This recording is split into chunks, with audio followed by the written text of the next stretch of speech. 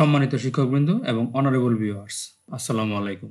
আশা করছি সবাই ভালো আছেন, সুস্থ আছেন এবং নিরাপদে আছেন। আলমগীর টেক মিডিয়া চ্যানেল পক্ষ থেকে সবাইকে স্বাগত জানাচ্ছি।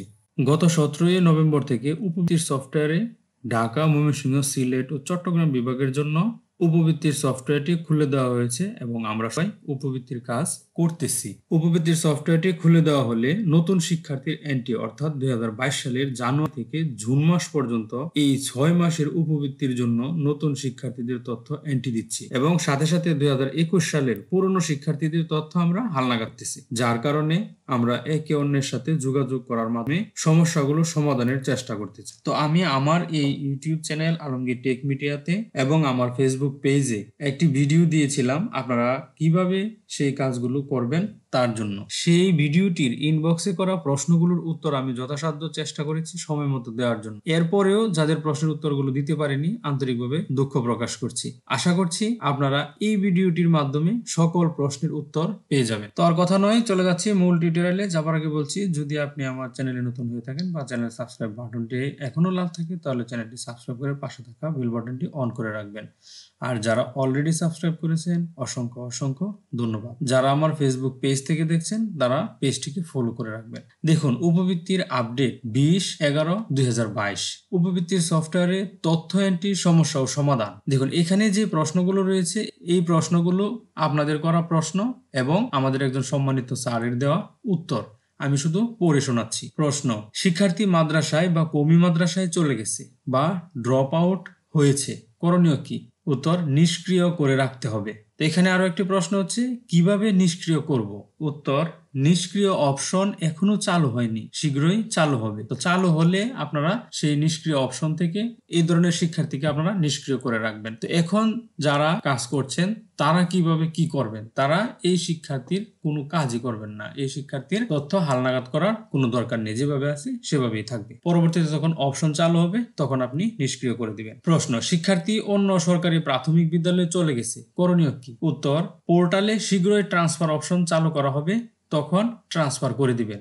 অর্থাৎ এখন ট্রান্সফার অপশনটি চালু নেই, অতি শীঘ্রই ট্রান্সফার অপশনটি এখানে যুক্ত করা হবে, আপনারা তখন ওই শিক্ষার্থীকে ট্রান্সফার করে দিবেন।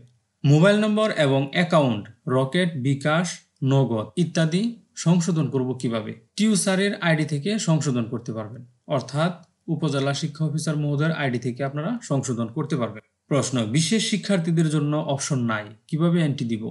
বিশেষ শিক্ষার্থীদের জন্য অপশন অল্প সময়ের জন্য ওপেন করা হবে, তখন এন্ট্রি দিবেন। এখন যাদের সম্পূর্ণ তথ্য আছে শুধু তাদের তথ্য এন্ট্রি দিবেন, অর্থাৎ যে সকল শিক্ষার্থীদের জন্ম নিবন্ধন, পিতামাতার আইডি কার্ড, মোবাইল নাম্বার এবং সম্পূর্ণ তথ্য আছে সেই সকল শিক্ষার্থীর তথ্য এখন নতুন শিক্ষার্থীর তথ্য এন্ট্রিতে আপনারা এন্ট্রি দিবেন।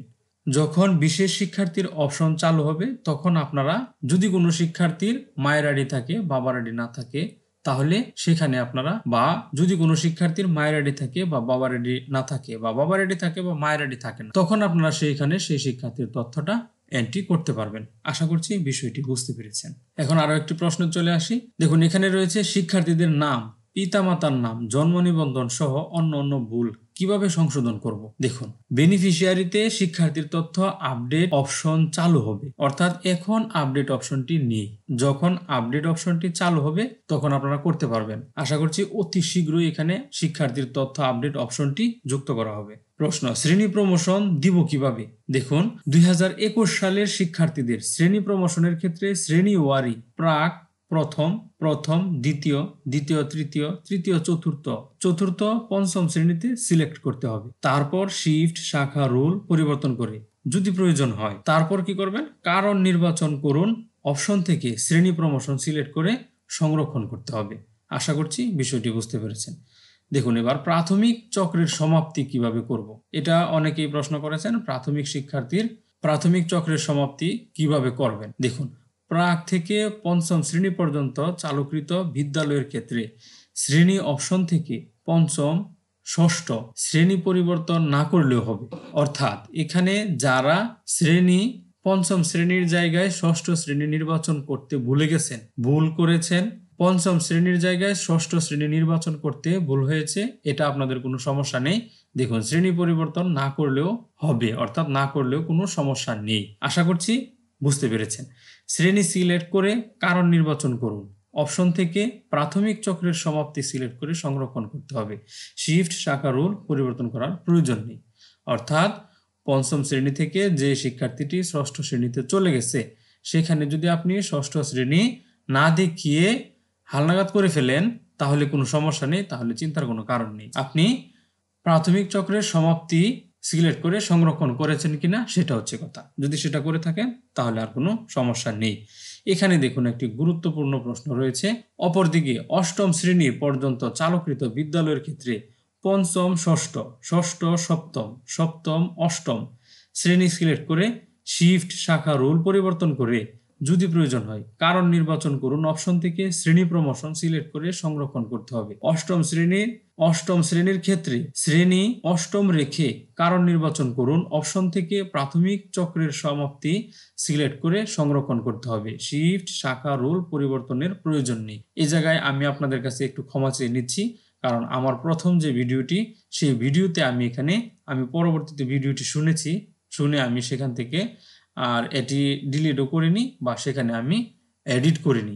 তো আমি এই ভিডিওটি করব, এজন্য সেই ভিডিওটিতে আমি আর কাটাকাটি করিনি বা সেই ভিডিওটি ডিলিট করিনি। সেখানে আমি একটি কথা বলতে ভুলে গেছি বা এটা আমার মিস্টেক হয়েছে, যে আমি বলতাম যে পঞ্চম ষষ্ঠ, ষষ্ঠ সপ্তম, সপ্তম অষ্টম, আমি এইগুলো না বলে অষ্টম শ্রেণী সিলেক্ট করে আপনি প্রাথমিক চক্রের সমাপ্তি সিলেক্ট করবেন এবং সংরক্ষণ করে দিবেন। আমি এই কথাটি বলেছিলাম, এই কথাটি হচ্ছে সম্পূর্ণ ভুল।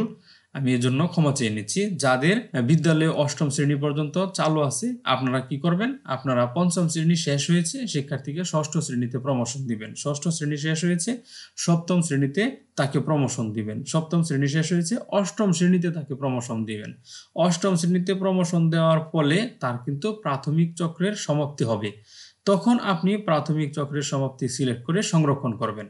আর যদি সে পঞ্চম শ্রেণী থেকে ষষ্ঠ শ্রেণীতে যায় আর আপনার বিদ্যালয় যদি অষ্টম শ্রেণী পর্যন্ত চালু থাকে, তাহলে কিন্তু আপনি পঞ্চম থেকে ষষ্ঠ শ্রেণী দেখিয়ে দিবেন এবং সেখান থেকে আপনি শ্রেণী প্রমোশন অপশনটি সিলেক্ট করে সংরক্ষণ করবেন।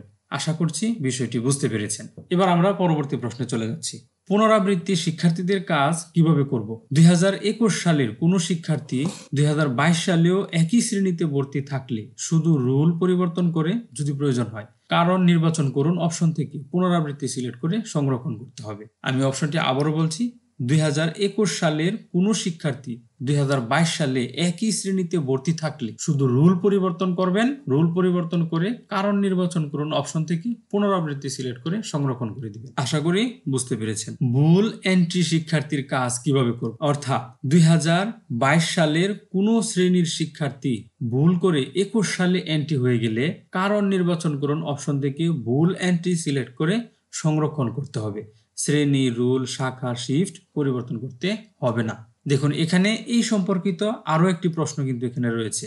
দেখুন শ্রেণী প্রমোশনের সময় শ্রেণী, রুল, কারণ, শ্রেণী প্রমোশনের সময় শ্রেণী, রুল, কারণ নির্বাচন, শ্রেণী প্রমোশন, প্রাথমিক চক্রের সমাপ্তি, পুনরাবৃত্তি, ভুল এন্ট্রির ক্ষেত্রে সিলেক্ট ভুল হলে করণীয় কি? এই ক্ষেত্রে করণীয় হচ্ছে ডাটা ক্লাস্টারে আপনি প্রেরণ করে দিবেন। প্রেরণ করে দিয়ে আপনার সহকারী উপজেলা শিক্ষা অফিসার মহোদয়কে বলবেন যে ডাটা আবার ফেরত পাঠাতে। ফেরত পাঠালে আপনি সেখানে সংশোধন করে আবার আপনি সেই ডাটাটা ক্লাস্টারে প্রেরণ করে দিবেন। সংশোধন করে তারপর সংরক্ষণ করবেন। সংরক্ষণ করে আপনি কিন্তু সেই ডাটাটা আবার ক্লাস্টারে প্রেরণ করে দিবেন। আশা করছি এই বিষয়টিও আপনারা বুঝতে পেরেছেন। প্রশ্ন, পোর্টালে আমার স্কুলের বেনিফিশিয়ারি বা শ্রেণী হালনাগাদের তালিকা দেখাচ্ছে না, করণীয় কি? দেখুন জুলাই ডিসেম্বর 2021 সময়ের ডাটা অনুমোদন করা হয়নি এবং চাহিদাও দেওয়া হয়নি। সর্বোপরি উপবৃত্তি পায়নি, এজন্য দেখাচ্ছে না। তবে আগামী সপ্তাহের মধ্যে সমাধান হতে পারে। পরের প্রশ্ন, রাউটিং নম্বর কিভাবে পাবো?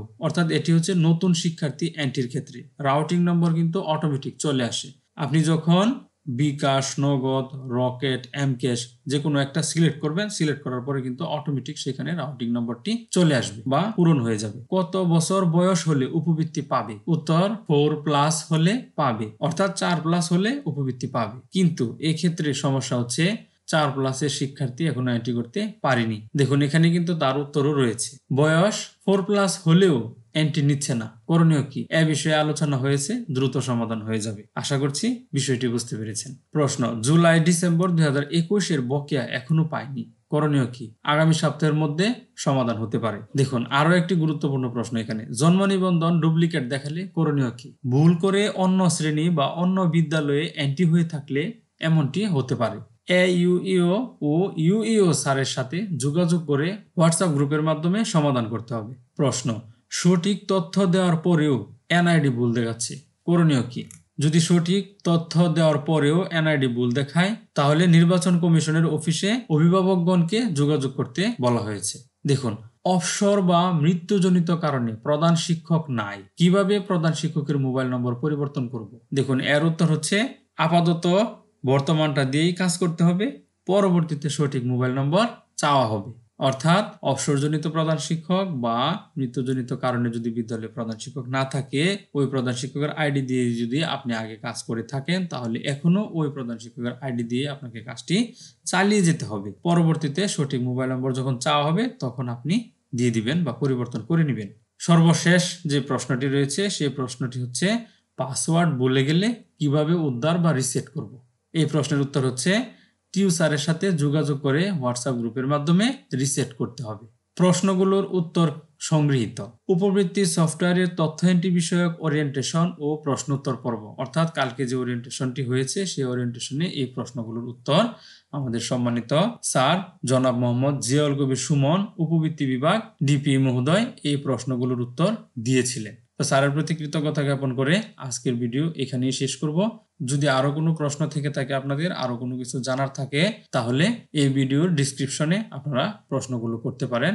চেষ্টা করব সেই প্রশ্নের সঠিক উত্তর দেওয়ার জন্য। তো এতক্ষণ সঙ্গে থাকার জন্য সবাইকে ধন্যবাদ জানাচ্ছি। ভালো থাকবেন, সুস্থ থাকবেন এবং নিরাপদে থাকবেন। আর চ্যানেলটি সাবস্ক্রাইব করে পাশে থাকা বেল বাটনটি অন করে রাখবেন, সবার আগে সর্বপ্রথম ভিডিওগুলো পেয়ে যাবেন। ধন্যবাদ সবাইকে।